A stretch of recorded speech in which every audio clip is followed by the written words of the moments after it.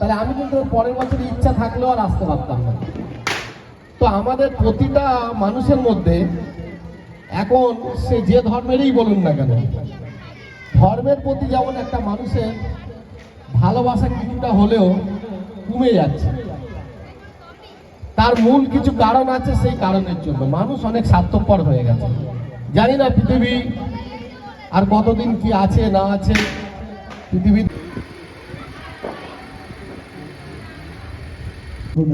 তার হাতে শাড়ি তুলে দিলেন আমাদের জয়ন্তী বিশ্বাসের হাতে শাড়ি, ভক্তি রায়ের হাতে শাড়ি। বলছি নন্দননগরের যুব সংঘের যে শ্যামা পুজো, সেখানে রবীন্দ্রনাথ ঠাকুরের সহজ পাঠকে তুলে ধরা হচ্ছে, এই যে কী বলবেন? হ্যাঁ, কারণ আমাদের বিশ্বকবি রবীন্দ্রনাথ ঠাকুর শুধু একজন মহান কবি ছিলেন তা নয়, তিনি হচ্ছে আমাদের স্বাধীনতা সংগ্রামের একজন, বলা যায় যে বিশ্বকবি রবীন্দ্রনাথ ঠাকুর যদি রাখি বন্ধন না করতো, যেরকম নেতাজি সুভাষচন্দ্র বোস যদি তোমরা আমাকে রক্ত দাও আমি তোমাদের স্বাধীনতা দেবো যদি না বলতো, আর যদি রবীন্দ্রনাথ ঠাকুর যদি না বলতো যে রাখি বন্ধন না করতো, আর বিদ্রোহ কবি কাজী নজরুল ইসলাম যদি লৌহ কপাট যদি না বলতেন, তাহলে ওই কবিতার মাধ্যম দিয়ে যদি বিপ্লবীদেরকে চাঙ্গা না করতেন, তাহলে হয়তো আমরা স্বাধীনতা পেতাম না।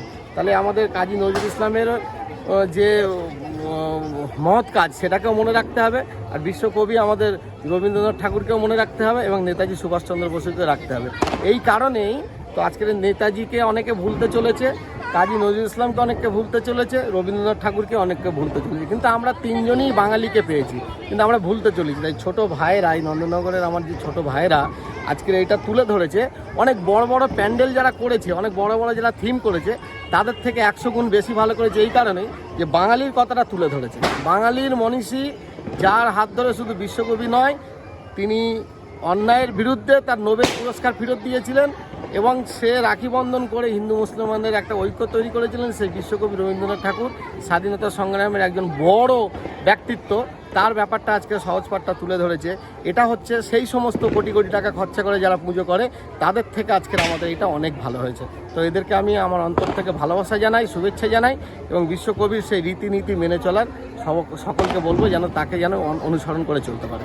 একজন মুসলিম ধর্মের মানুষ হয়ে এই যে এলাকায় শ্যামা পুজোর উদ্বোধনে যাচ্ছ, এটাকে কি বার্তা দিচ্ছ? এই তো আমি তো প্রায় সাত জায়গাতে আসলাম সন্ধ্যা থেকে, এবারে যাব আর একটা আমার প্রাক্তন আমাদের বিধায়ক তন্ময় কাকুর বাড়িতে যাব, তার বাড়িতে যাব। এটা তো মানে পথভ্রষ্ট এবং আমাদের বাঙালির বাইরে যেতে পেরেছে শুভেন্দু, কিন্তু আমরা তো যাব না। আমাদের শুভ সবুজরা, কালুদারা কখনো, পল্লাতরাইরা কখনো, মণ্ডলরা কোনোদিন এই জায়গায় যাবে না।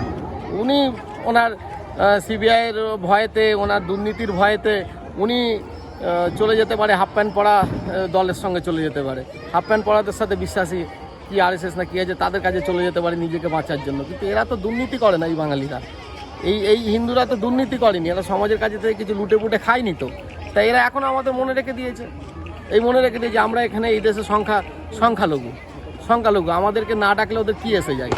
কিছু এসে যায়, ওদের কিছু এসে যায় না। কিন্তু আমাদেরকে ডেকে এখানে সম্বোধিত করা হয়, তাদের ধর্মীয় আচরণে রাখা হয়। এটা তো একটা হিন্দু সম্প্রদায়ের মধ্যে একটা বহুত্ববাদে বিশ্বাসী, এবং একটা মানুষের প্রতি আমরা যারা মুসলিম আছি আমাদেরও মনে হবে যে হিন্দু ধর্মটা একটা অনেক বড় ধর্ম, অনেক বড় মাপের, যে তাদের অনুষ্ঠানে আমাদেরকে ডেকে করা হয়। আর যারা হিংসুটে হয় তারা সব জায়গাতে হিন্দু মুসলিম খুঁজে পায়, আমরা তো এটা পাই না। এই আর সাইড বা নন্দননগরে তোমার একটা বিশেষ ভূমিকা রয়েছে, বিভিন্ন ক্লাবে, বিভিন্ন সংগঠনে, বিভিন্ন রকম ব্যাপারে। সেখানে বস্ত্র বিতরণ হলো, এবং একটা ক্লাবের রেজিস্ট্রেশন করে দিলে, সেই ক্লাবের ঘর করে দিলে, মন্দির করে দিলে, সব ব্যাপারে একটা সহযোগিতা থাকে। তোমার কি সহযোগিতা থাকে? আমি এই ধরনের কাজ করি বলে তাই আমার কাছে তারা সেই ভালোবাসা নিয়ে যায়। তারা এখানে একটা পবিত্র কাজ, যেটা মানুষ মারা গেলে তার যে কী কাজ বলে, শ্রাদ্ধের যে কাজটা, ঠিক আছে, সেই তার জন্য যে পুকুর পাড়ে যে থান করা, বেদি করা, সেখানে আমাকে পেয়েছে। এই ভোলা কাকু বলছিল এই মন্দির আমাকে ছোটো ছোটো ভাইরা দেখিয়েছিল, আজকের মন্দিরটা একটা সুন্দর জায়গায় দাঁড়িয়েছে, আরও ভালো করতে হবে। এই ক্লাব করে আছে, ক্লাবটাকে আরও ভালো করতে হবে। এটা আমরা যখন সামাজিক জীব হিসাবে, মানুষ হিসাবে জন্মগ্রহণ করেছি, যে কোনো মানুষ আমাদের কাছে আসবে সেটাকে তুলে ধরাটা, এবং সেটা তাদের কথাকে তুলে ধরাটা, তাদের বিশ্বাসকে ভালোবাসাটা, সেটা আমার কাজ। কিন্তু এই এলাকায় ঘুনি মণ্ডল পাড়াতে একটা কি যে একটা ঠিক উল্টো খবর শোনা যাচ্ছে, যেখানে কালী পুজো বন্ধ করে দেওয়ার চক্রান্ত হচ্ছে মুসলমানদের উপরে, এরকম একটা খবর শোনা যাচ্ছে, কি বলবো? না, খবরটা যে নিউজ ওয়ান চ্যানেলে দেখেছিলাম আমি, সে আমাদের পরিচিত সুলঙ্গড়ির ছেলে অনুপ, তাকে আমি ডেকেছিলাম। আর যে ছেলেটি বাইট দিয়েছিল সে আমার ছোটোবেলার বন্ধু কার্তিক সরকারের বাবা কিছুদিন আগে মারা গেছিলেন। ওর বাবা কিন্তু আমাদের পাড়ায় যে মসজিদ আছে সেই মসজিদের ভিতরে ঢুকে গিয়ে ঠাকুরকেই ডাকতো। কিন্তু আমরা ওটা কার্তিকের বাবা বলে ডেকে নিয়ে কার্তিককে ফোন করে, কার্তিক তোমার বাবাকে নিয়ে যাও। ওর বাবা কিন্তু একবার মসজিদের ভিতরে ঢোকেনি, একাধিকবার এসেছিল। এসে মসজিদের ভিতরে ঢুকে গিয়ে আজান হওয়ার নামাজের আগে গিয়ে বসে থাকতো। এটা কিন্তু অনেকে জানে না, কিন্তু আমাদের এই ঘুনির মণ্ডলপাড়ার এবং মোল্লাপাড়ার লোকেরা ওর বাবাকে, কারণ কার্তিকের বাবা অমুক ফ্যামিলির বাবা, তাকে আবার ডেকে নিয়ে মাথায় জল দিয়ে চা বিস্কুট খাইয়ে তার ছেলেদের ডেকে নিয়ে গাড়ি করে দিয়ে আবার তুলে দিতাম। ঠিক আছে, এটা কিন্তু কেউ জানতো না। কিন্তু আজকে যেটা হয়েছে সেটা হলো ঘুনি মণ্ডলপাড়াতে হয়নি, সেটা হচ্ছে সুলঙ্গড়ি খেলোপাড়াতে। অ্যাকচুয়ালি ওটা পাড়ার ভিতরেই পড়ে না, ওটা হচ্ছে আমরা উত্তর মাঠ হিসাবে দেখি। ওটা কিন্তু ঘুনি মণ্ডলপাড়া নয়। যে নিউজ চ্যানেল করেছে তাকে বলেছি ঘুনি মণ্ডলপাড়া কোনটা, মোল্লাপাড়া কোনটা, মল্লিকপাড়া কোনটা, মাঝের পাড়া কোনটা, গোড়াপাড়া কোনটা, লস্করপাড়া কোনটা, তোমাকে আগে জানতে হবে ভাই, তারপরে তুমি ওটা লিখবে। তোমার ওই লেখাটা কিন্তু কাটতে হবে। ওকে আমি বলেছি, ও আমার বন্ধু হয়, ওকে আমি বলেছি যে ওই লেখাটা তোমার কাটতে হবে। তারপরে কি এরকম একটা ঘটনা ঘটেছে? না, এরম একটা ঘটনা যে ব্যাপারটা হয়েছে, দেখুন ওখানে একটা দ্বন্দ্ব প্রথম থেকেই ছিল। কারণ ওটা হচ্ছে ইরিগেশনের হিটকোর ক্যানেলের উপরে জায়গা। এর আগে ওখানে আমাদের তৃণমূলের পার্টি করা ছেলেরা তারা একটা বসার জায়গা পার্টি অফিস করার চেষ্টা করেছিল। সেখানে ওই কার্তিকের দাদা মন্দির করার চেষ্টা করেছিল, কিন্তু সেই মন্দিরটা বাঁধা যারা দিয়েছিল তারা কিন্তু প্রথম চান্স যখন বাঁধা দিয়েছিল তারা কিন্তু কেউ মুসলিম ছিল না। ওখানে গাড়ি ওই পাড়ারই সোলঙ্গড়ি খেলোপাড়ার হিন্দু ভাইরাই ছিল। সেই ছেলেটি আমার কাছে এসেছিল, তার মাথাতে 6টা সেলাই পড়েছিল। ওই কার্তিকের দাদা আমার কাছে এসেছিল, আমি আমার গাড়িতে বসে নিয়ে থানায় নিয়ে গেছিলাম। থানায় নিয়ে গিয়ে আমি তাদের বিরুদ্ধে ব্যবস্থা নিয়েছি যারা মেরেছিল।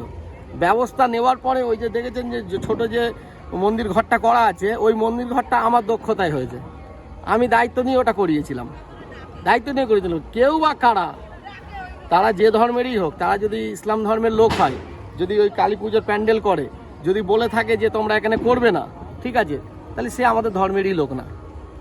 আমি বলছি, আমি তো অতটা না হলেও যত বড় জায়গায় ধর্মীয় মানুষের কাছে যাবেন, জ্ঞান অর্জন করেছে যারা, তাদেরকে বলবেন কোনো ধর্মের প্রতি আঘাত করার ক্ষমতা কাউকে দেয়নি।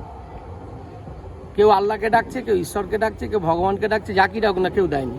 কোনো ধর্মের ভিতরে এটা দেয়নি। যে করেছে বা যারা ওটা গিয়ে ওই কথা বলে থেকেছে যে এখানটায় করো না, তার চরম অন্যায় করেছে এবং এই কাজ না করাই উচিত। এবং কার্তিক যে কথাগুলো ওখানে বলেছে, আমি কার্তিকের সঙ্গে ফোনে কথা বলেছি, কারণ কার্তিক আমাদের ঘরের ছেলে, একেবারেই ঘরের ছেলে। ওই যে বাইকটা দিয়েছে, আমি প্রথমে বললাম যে কার্তিক ওটা তো হয়েছে তোমাদের সুলঙ্গড়িতে, তুমি ঘুনি মণ্ডলপাড়া কথাটা তুললে কেন, মিডিয়াতে কেন দেখাচ্ছে? ঘুনি মণ্ডলপাড়া মানে সেখানে মুসলিম মেজরিটি মানুষরা থাকে, খবরটা খারাপ জায়গায় যাবে, এটা তো তোমার করা উচিত হয়নি। তখন আমি নিউজ চ্যানেলকেও বলেছি যে ভাই এটা তোমার নাম পরিবর্তন করো। তারপরে দেখলাম যে সকলে মিলে সুন্দরভাবে প্যান্ডেল হচ্ছে, পুজোও হচ্ছে, এখন বাজিও ফাটছে, ওসব কোনো সমস্যা নেই। এটা একটা ভুল বার্তা চলে যায়।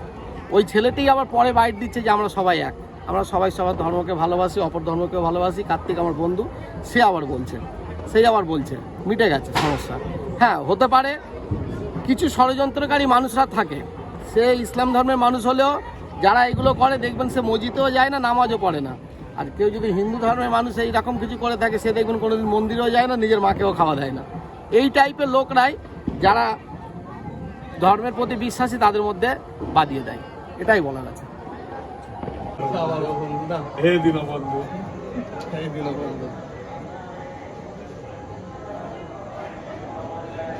একটা শুভেচ্ছা জানাবে আমাদের, হ্যাঁ।